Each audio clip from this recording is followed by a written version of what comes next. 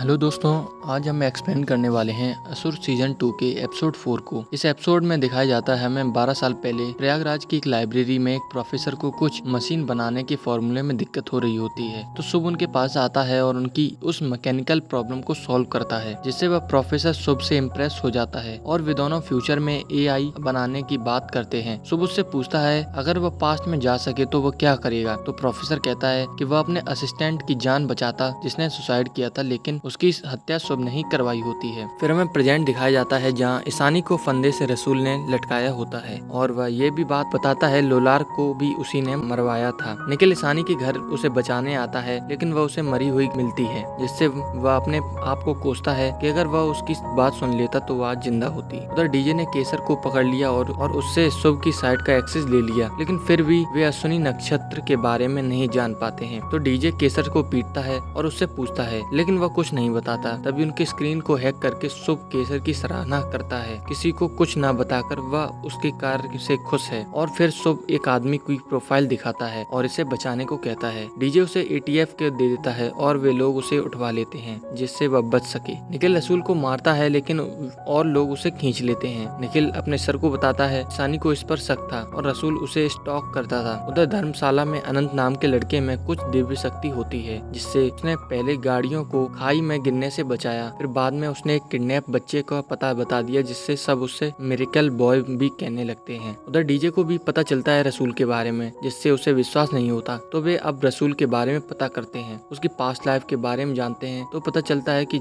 जब शुभ जेल से भागा था तो उसके साथ तीसरा आदमी बलवीर बच गया था, जो कि रसूल है। वह रसूल के माता पिता का DNA सैंपल ले लेता है। उधर निखिल नुसरत से कहता है कि उसकी वजह से ईशानी की मौत हुई है। तो वह कहती है कि वह इस केस को सॉल्व कर दे, जो कि ईशानी भी चाहती थी। तभी निखिल को याद आता है कि ईशानी ने लोलार की फाइल चुपके से निकलवाई थी। तो निखिल उसकी जांच करने लगता है। उधर डीजे फिर से वृंदा श्रीवास्तव के पास जाता है और शुभ के बारे में पूछता है। तो वह बताती है कि वह कुछ बनाने की बात करता था और वह एक प्रोफेसर के साथ रहता था। उधर निखिल को फाइल से पता चलता है कि रसूल ही है जिसने लोलार को मारा था। अब धनंजय 2 महीने बाद फिर से ऑफिस जाने का फैसला करता है। वहाँ जाकर वह उस सबको रसूल के बारे में बताता है और निखिल भी रसूल के खिलाफ सबूत दिखाता है। तो सीनियर उसे अरेस्ट करने का ऑर्डर दे देते हैं, लेकिन रसूल वहाँ नहीं होता है। रसूल वहाँ से भाग गया होता है। फिर हमें रसूल को एक कमरे में दिखाया जाता है जिसमें शुभ रसूल पर गुस्सा होता है ईशानी को मारने के लिए। तो रसूल कहता है कि उसे एक मौका और दे और वह सब ठीक कर देगा। उधर नुसरत के पास एक फोन आता है और कोई उसे बताता है कि उसकी माँ ICU में है और वह वहाँ से